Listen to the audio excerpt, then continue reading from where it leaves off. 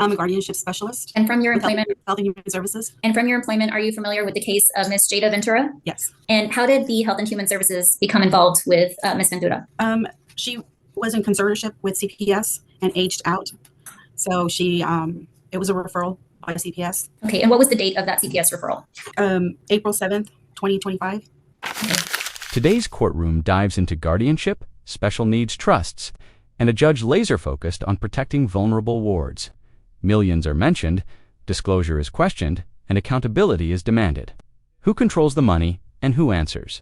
To the court, buckle ups, subscribe, like, and share for dramatic legal breakdowns right here every single time. The thing is this: if the trust is undone, which would have to be by court order by the 111, that's the court that set up. I don't know that anybody wants to do that. Yeah, but I guess to follow that to its logical conclusion, then the beneficiary would be the ward, and in that event, the money would go back to the ward as an adult, incapacitated, and then part of the guardianship, it would fund the estate. But right now, what happened in 2000 when this personal injury suit was settled, those settlement proceeds were used to fund and therefore create the supplemental needs trust, the special needs trust. So it technically does not belong to him. It belongs to the special needs trust for the benefit. This is a tax protection and a benefit protection trust. But would the ward lose any protection by disclosing?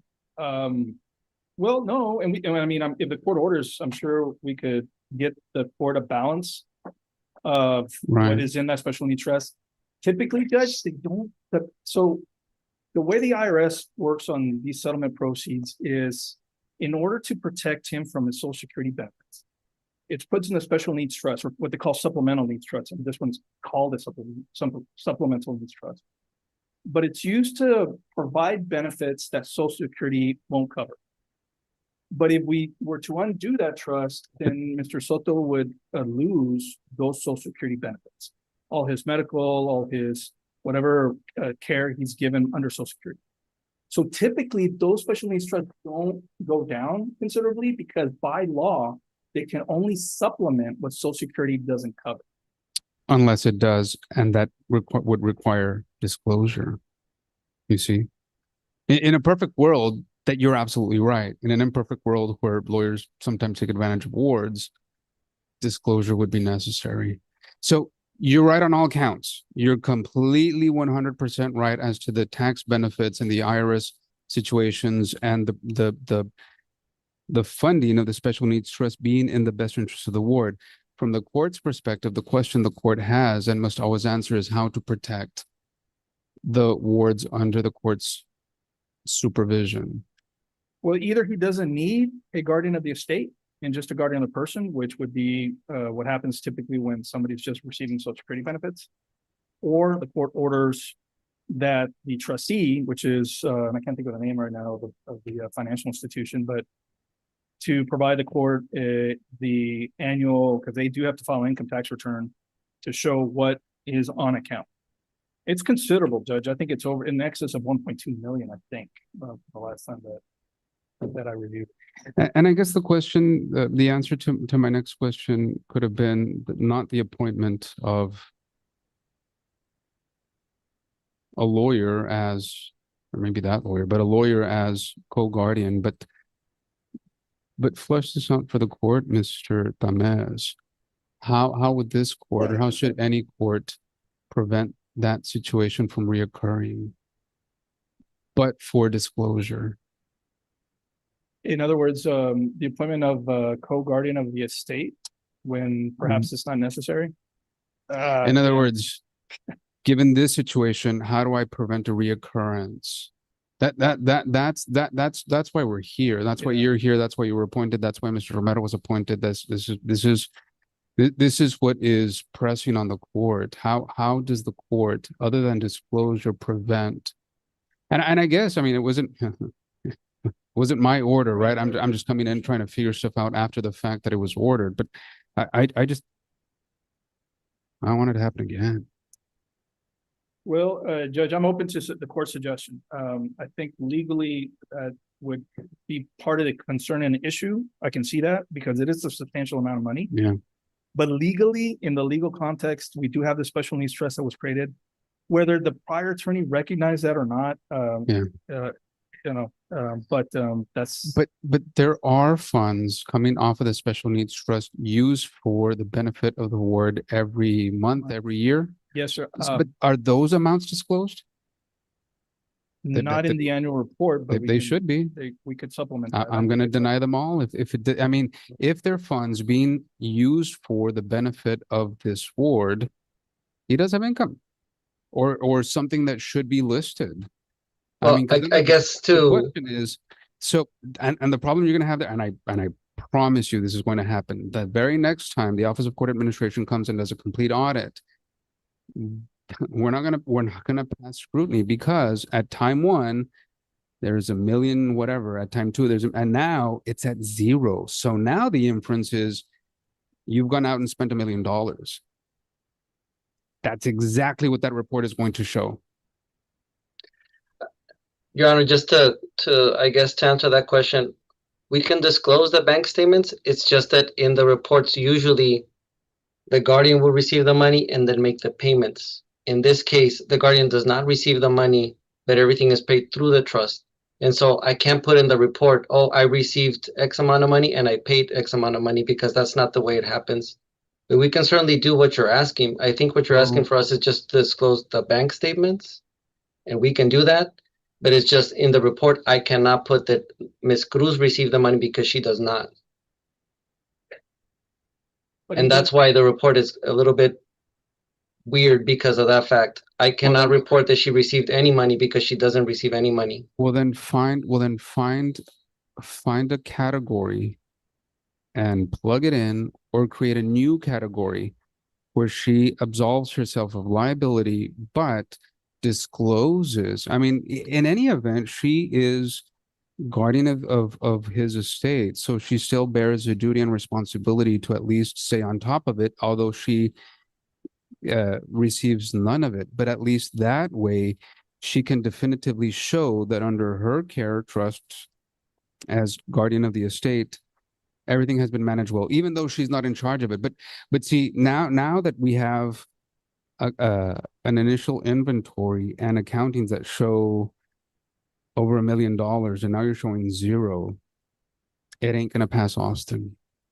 I promise you. Yeah. Well, the thing is, the initial report was actually done wrong because it should have said zero. And now he's claiming that there was $1 million. So there wasn't $1 million to disclose in the beginning. Unless we amend an amended annual report for the period, from the creation of the. Why don't you, look, the annual accounts are under oath. They're verified, are they not? Yes. Right. So if the issue is a non-disclosure of the statements themselves, why don't you just put in the balances and put an asterisk with a footnote or an explanation of some sort that the balance is, none of it is going, or any amount of it isn't going to the guardian of the estate. That's the way the report reads, Your Honor. So the report reads that Ms. Cruz does not receive any funds, which is a true statement. And is the balance disclosed? No. Yeah, I think unless you give me a different reason, I think I'm going to ask for a full redo. It's up to you, Judge. Like I said, because Ms. Cruz, I don't think receives the bank statement. It's not, it's not a company, it's not a corporation. It's either we request, similar to what Mr. Tamez had to do, because the bank statements aren't available unless it's requested through the court, because Ms. Cruz will not receive the benefit of receiving a monthly statement. But I guess from what we're hearing from the court is you want us to produce the bank statements. No, you're not in charge of that. But if she knows the balance, she should list the balance. That's the thing. She won't know the balance. She has to request it. It's not as though she will get all the information beforehand. The balance isn't in the statements? No, that's what I'm saying. She doesn't get the statements. She doesn't get a monthly statement. Did any of the previous accountings have the balances? They had the statements. See, I don't think it's going to pass. I mean, I don't disagree with anything you all are saying, but you can only play the hands that you're dealt, and the hands that you were dealt was full disclosure showing millions of dollars. And now this report, even though it may be true and correct, It shows 0. That's what I'm saying. Like, the first report was actually done wrong. Here's the red flag moment. One report shows over $1 million, the next shows 0. That's audit bait. The judge immediately sees the problem paperwork errors don't look innocent under oath. Even if the money never moved, the appearance alone can trigger serious legal consequences fast. And so what he was disclosing was information that should not have been disclosed. We can Is what we're certainly, stating to the court. we can certainly amend, Judge, to reflect that there is a trust, that it is trust property that's being held by a special needs trust, and the balance. And I think what I did, Mr. Romero, is I know that I talked directly to the bank, and that's how I was able to get some information from them, which I'm sure she can too. There's a couple of other complexities with the way they did some things. For example, the purchase of an automobile was not purchased under the guardianship. It was the vehicle is titled under an individual, an uncle. So there are some discrepancies, and that was one of the things that I was going to tell the new guardian, was that I think we should consider moving the funds from that trust to another bank. There was a home purchased and it's not purchased under the estates. Those are expenditures that under a special needs trust can be made. So you can buy a home for the beneficiary of a special needs trust. But it's not titled under his name. So those are little things that need to be corrected, because legally they're not done right. They're not titled right. They're not deeded right. Why, I don't know, but that's the way things are done. I tell you what, Mr. Romero, let me do this. Why don't we pause until Ms. Lanessa Garcia returns, and then talk to her, because what I would like is for both of you to put your heads together, and where you leave off is where her client picks up. In other words, so 2 possible scenarios, but I'm going to let you flesh it out after brainstorming and having a brainstorming session. Either under the first scenario, you amend the entire thing to reflect 0 balances throughout. And I don't even know that I would approve that. I'm just saying that's one possible scenario, because then her client is going to pick up the torch when your client passes it to her, and then she's going to report 0. In that event, if this person or either person administers nothing, then the question is there really a need for an estate? Or you and her believe, and you would make the argument that disclosure is reasonable and necessary given the liabilities that each of the guardians is facing for any discrepancies. I don't know. So food to ponder, and I know that it's I know it's more complex than is probably necessary, and it's probably more complex given that nobody in this equation at this point is were the persons that started this. Yes, So- Your Honor. We'll certainly do that, and hopefully correct it to the court satisfaction, because it is a little bit more complex and layered. Yeah. But I think that you're right in the fact that there is a lot there, and so we'll go back and revisit that.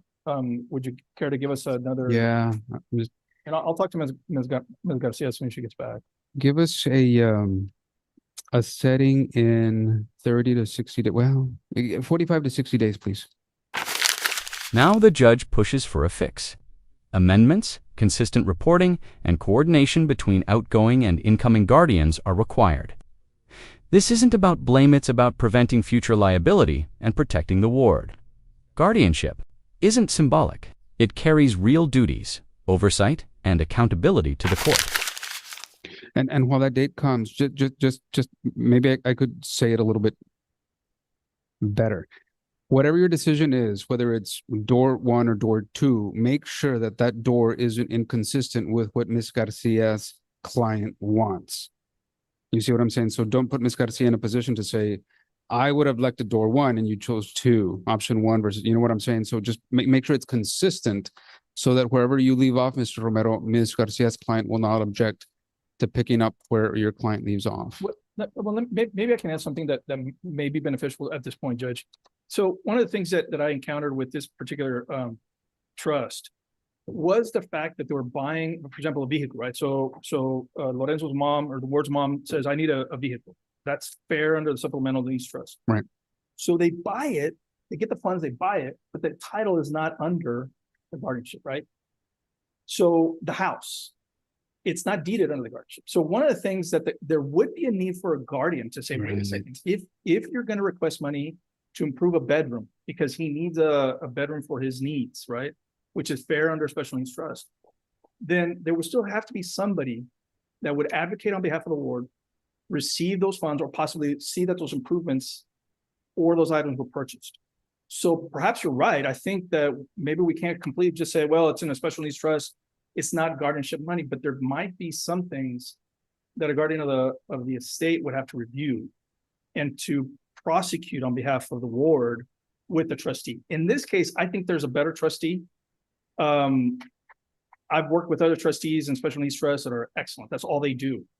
And they're a little bit more mindful of those things. So one of the things I wanted to recommend was that we have a ward of the estate that could make that application to the 111th to do that. So I think it's just maybe how do we properly account to the court that there is a special needs trust and what the balance is and what things, if anything, need to be placed under the guardianship, right?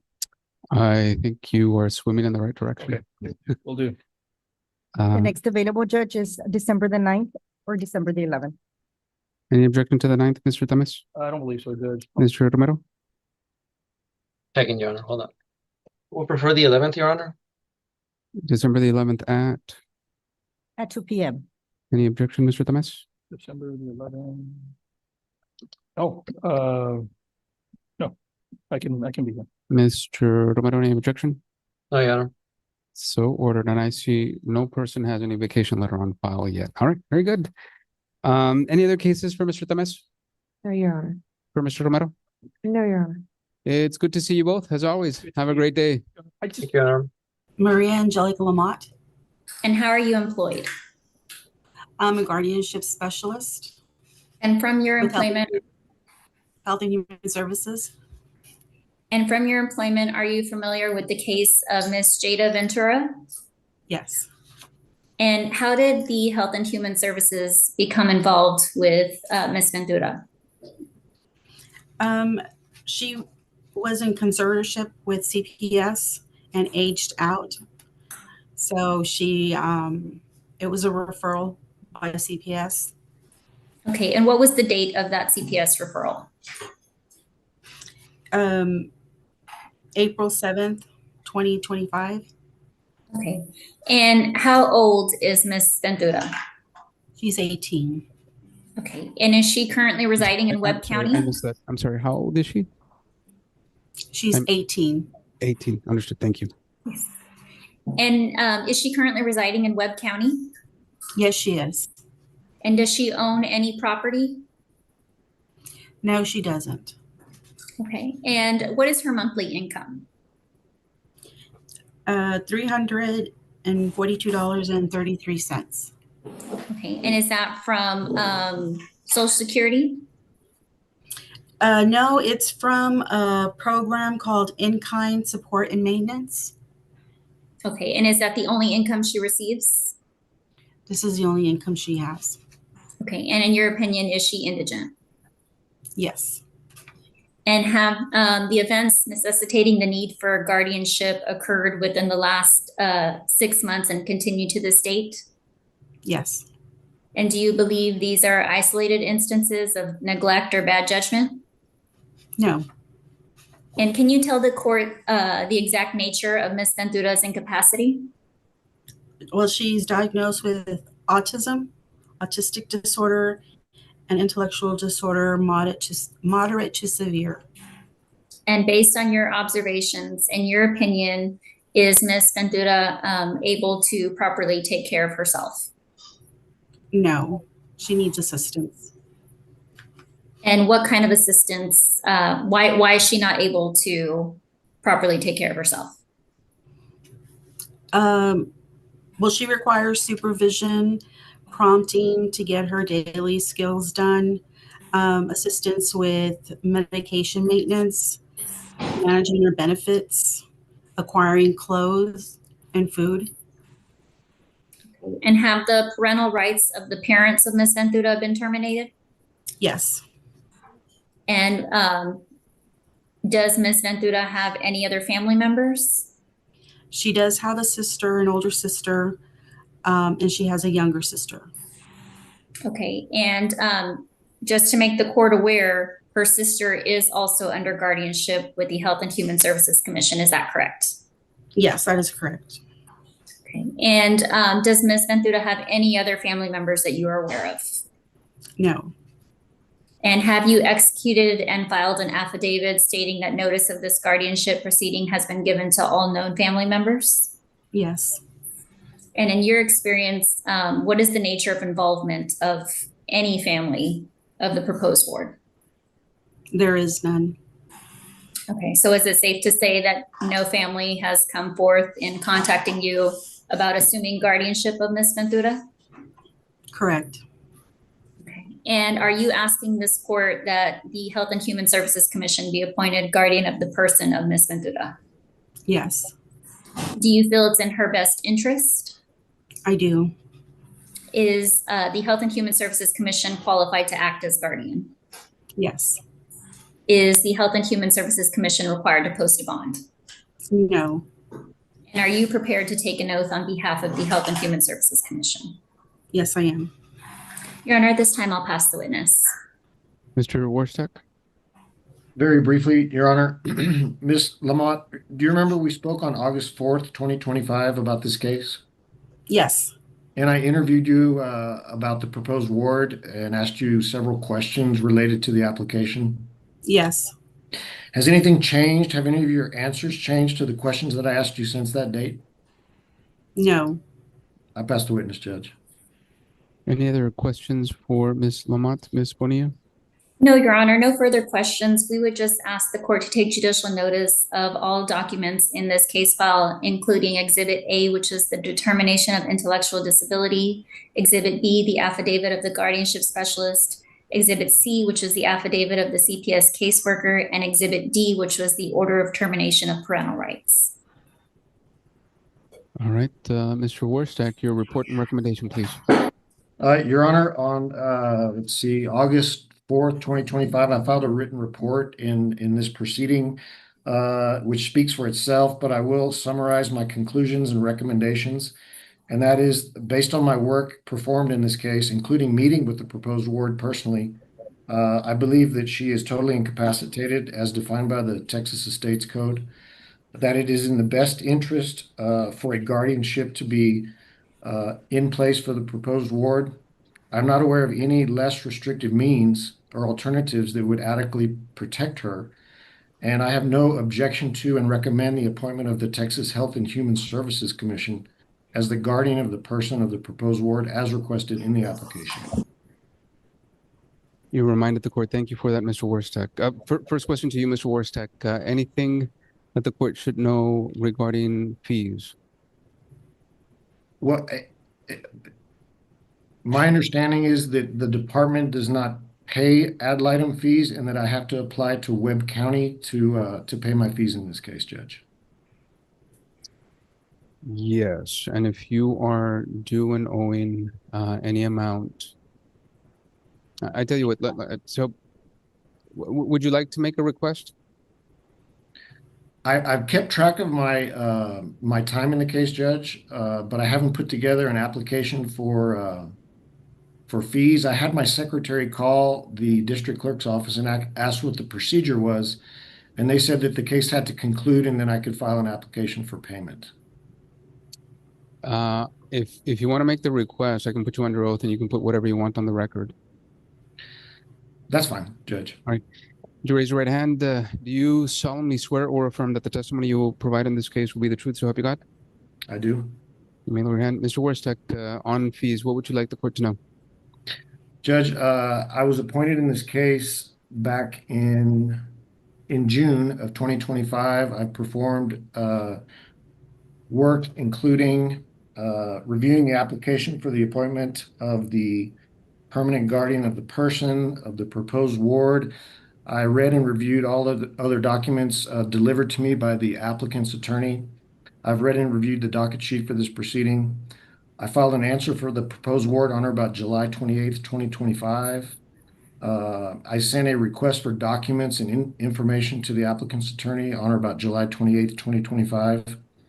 I went to the Happy Families facility on Hillside Road and personally interviewed the proposed ward on July 31st, 2025. Also, I interviewed Ms. Lamott on August 4th, 2025. I spoke with the applicant's attorney, Ms. Bonilla, on July 30th, 2025 about the case. While I was interviewing the proposed ward, I also spoke with Noel Jaramillo, who is the person in charge of the Happy Families facility about the proposed ward. And based on that work, I feel that a reasonable fee for my services in this case would be $1,000. Any questions for Mr. Warstack, Ms. Bonilla?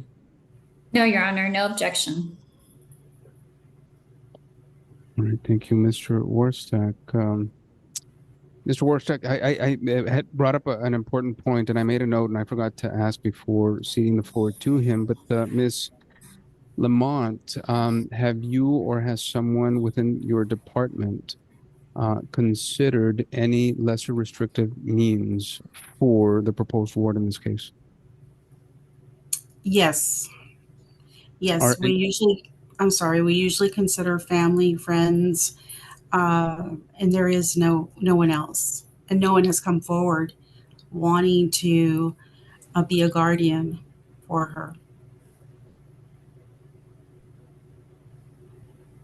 I think that's the court's point. Lesser restrictive means are something else, not the same thing with other people. So did the department, I just need to put it on the record. I'm confident that I know the answer, but I don't want to presume and I want to have it on the record. So did the department consider any other alternatives to guardianship that could accomplish similar or the same purposes that would be less restrictive in this case? Yes, Your Honor. All right. And what was your conclusion? No, there isn't. All right. Any follow-ups, Ms. Bonilla? No, Your Honor. Generally, yes, it is our practice to consider all least restrictive means to avoid guardianship. We did look into this, supports and services, different things of that nature. However, there was nothing feasible that would be in place to necessitate the need for guardianship. I believe it. I just wanted to make sure that there was some yes, Your Honor. Testimony on the record. I mean, I can't presume anything. I mean, I think it's true, but it actually is. All right. Yes. Well taken, Ms. Lamont. In the case of Jada Roslyn Ventura, cause number 2025 PB638L2, the court finds that it has jurisdiction over this matter, meaning this is the proper court forum and venue to consider placing Ms. Ventura under guardianship. The court hereby takes judicial notice of the entire case file, including exhibits A, B, C, and D, the application for appointment of a guardian of the person, the medical report, the Judicial Branch Certification Commission certificate, the citation by posting, the citation by personal service, the waivers, and the answer of the attorney ad litem. And now the court has also had the benefit of your testimony and his. And the court also takes judicial notice of the applicant's affidavit for proof of notice. The court makes the following findings. The court finds that this proposed ward is wholly incapacitated. The court finds that it is in her best interest to have the court appoint a full-time guardian for her person. The court finds that her rights of her person and property will be protected by the appointment thereof. The court finds that other alternatives that are less restrictive have been contemplated, considered, and have been excluded. The court finds that there is no method feasible or possible to avoid the appointment of a guardian. The court finds that Ms. Ventura is wholly incapacitated. The court finds that the department has acted in good faith in the prosecution of this application. The court finds at this time that it is in Ms. Ventura's best interest to appoint the department as guardian of the person. The court, taking into consideration Mr. Warstack's testimony, finds that $1,000 in attorney's fees in this case are both reasonable and necessary. The court will prepare its own order so that we get the language right on funds being dispersed from Webb County. For that matter, the request is well taken and the application is well taken and granted in full. Court is signing the order. Thank you, Your Honor. We have nothing further. May we be excused? Give me 1 second. I think there's other deadlines. Ms. Rodriguez? For, for orders due, Judge? Well, we have the orders. Any other deadlines on this case? Inventory, Judge. Thank you. Give me an inventory date. December the 9th at 2 p.m. December the 9th at 2 p.m. is the inventory. But the inventory would be for an account. This was just of a person. That's correct, Your Honor. That is correct, Judge. So one more time, Ms. Rodriguez, any other deadlines that I just don't want anything to fall through the cracks? Your Honor. All right. I've signed the proposed order. It is in due form. Ms. Lamont, do you have any questions for the court? No, I do not. Ms. Bonilla, anything else on this case? Nothing further, Your Honor. Mr. Warsack? Nothing further, Your Honor. Good to see you all. Thank you all for your service. Have a good day. Thank you. The court finds total incapacity, appoints Health and Human Services as guardian, approves attorney fees, and confirms no lesser alternatives exist. Every decision centers on protection, not convenience. If you appreciate clear, dramatic courtroom breakdowns like this, like, comment, share, and subscribe for more real cases explained simply.